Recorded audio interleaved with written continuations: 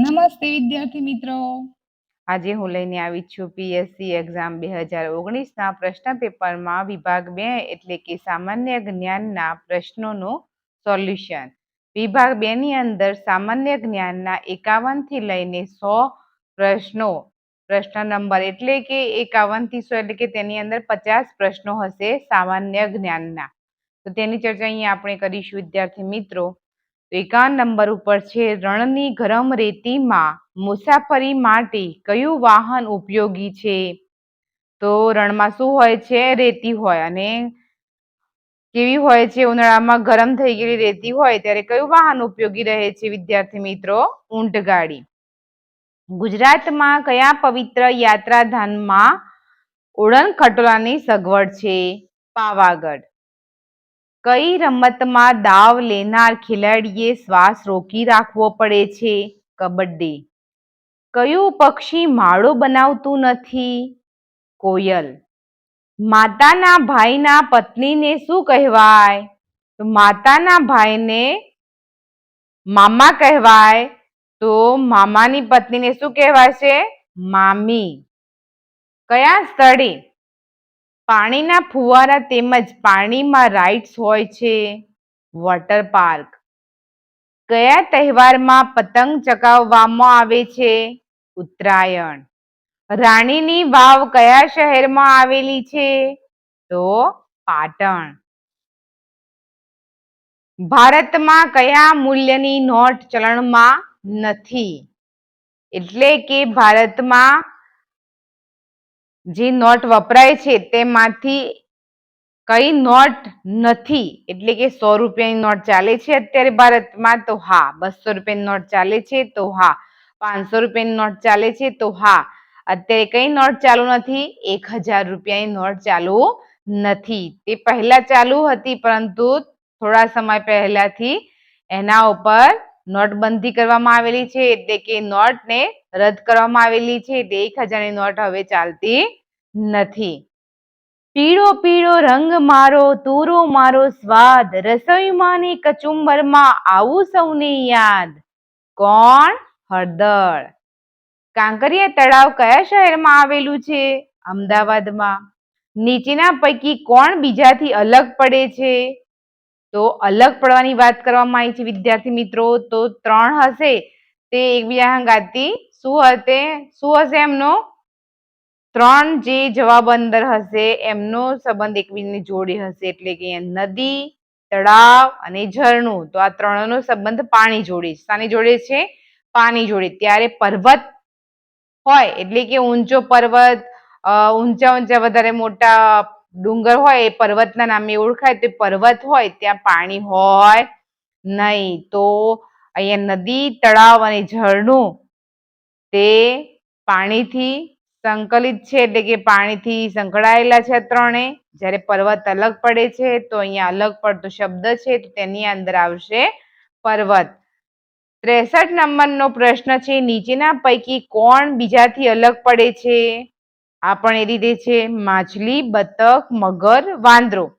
તો માછલી, બતક અને મગર 3નો સંબંધ શાની જોડે છે? પાણી જોડે છે. અને વાંદરો નો સંબંધ પાણી જોડે નથી, એટલે કે પાણીમાં અંદર મગર રહે છે, બતક પણ પાણી ઉપર આવે બેસીને તરે છે, માછલી પાણીની અંદર રહે છે, જ્યારે વાંદરો પાણીના અંદર કે ઉપર રહી શકતો નથી. તે ક્યાં રહે છે? જમીન ઉપર, ઝાડ ઉપર. એટલા માટે અલગ કોણ પડે છે? વાંદરો. કયું પક્ષી પાંદડા સીવીને ઘર બનાવે છે? તો દરજીડો શું કરે છે? પાંદડા સીવીને ઘર બનાવે છે. માટીમાંથી ઘડો બનાવવાનું કામ કોણ કરે છે? તો કુંભાર. ઘર બનાવવા કઈ વસ્તુની જરૂર પડે છે? લાકડું, માટી, પાણી. 3. તો જવાબ આવશે 3. એટલે કે ઘર બનાવતી વખતે લાકડાની પણ જરૂર પડે છે, માટીની જરૂર પડે છે, પાણીની જરૂર પડે છે, એટલે જવાબ આવશે 3.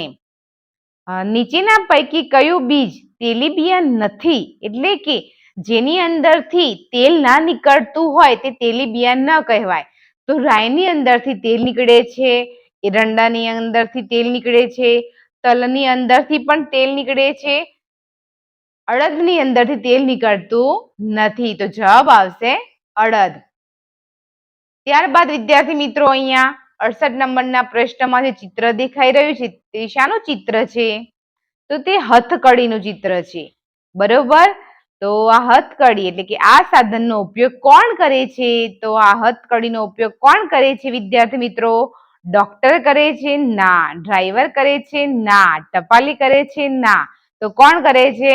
પોલીસ. જ્યારે ગુનેગાર એટલે કે ચોરને પકડે છે ત્યારે એમને હથકડી પહેરાવવામાં. ગુજરાતનું કયું બંદર દેશનું બીજા ક્રમનું સૌથી મોટું બંદર છે? તો કંડલા બંદર. કયું બંદર? કંડલા. આપણા દેશમાં મીઠાનું સૌથી વધારે ઉત્પાદન કયા રાજ્યમાં થાય છે? ગુજરાત. નીચેના પૈકી કયું સ્થળ ગાંધીનગરમાં આવેલું નથી? તો મહાત્મા મંદિર ગાંધીનગરમાં છે, ઇન્દોરા પાર્ક ગાંધીનગરમાં છે, વિધાનસભા ગૃહ ગાંધીનગરમાં છે.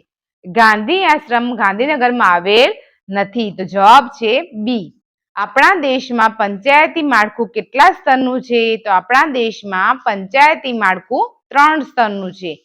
ચીપકો આંદોલન કયા હેતુસર કરવામાં આવ્યું હતું? વૃક્ષ નિકંદન અટકાવવા. વર્ષની સૌથી લાંબી રાત્રિ કયા દિવસે હોય છે? 22મી ડિસેમ્બરના રોજ લાંબી રાત્રિ હોય છે. નીચેના પૈકી જિલ્લા અને પર્વતનું કયું જોડકું સાચું નથી? તો ગીર સોમનાથની સામે ગિરનાર લખેલું છે તે જોડકું સાચું નથી. ગુજરાતમાં કયા પ્રાણી માટેનું અભયારણ્ય નથી? તો વાઘ. વરસાદના પાણીનો સંગ્રહ કયા અંગ્રેજી મિતાક્ષરોથી ઓળખાય છે? તો તેનો જવાબ છે એ RWH. ગુજરાત સરકારના બેટી બચાવો અભિયાનના બ્રાન્ડ એમ્બેસેડર કોણ છે? તો સરિતા ગાયકવાડ. મધમાખીઓ કયા સમયગાળામાં ઈંડા આપે છે? મધમાખીઓ ઓક્ટોબર થી ડિસેમ્બર ના સમયગાળામાં ઈંડા આપે છે. ખેવડીના વૃક્ષો સામાન્ય રીતે ક્યાં જોવા મળે છે? તો રણ વિસ્તારમાં. ક્યાં જોવા મળે છે? રણ વિસ્તારમાં. યાયાવર પક્ષીઓ કયા સ્થળે વધુ જોવા મળે છે?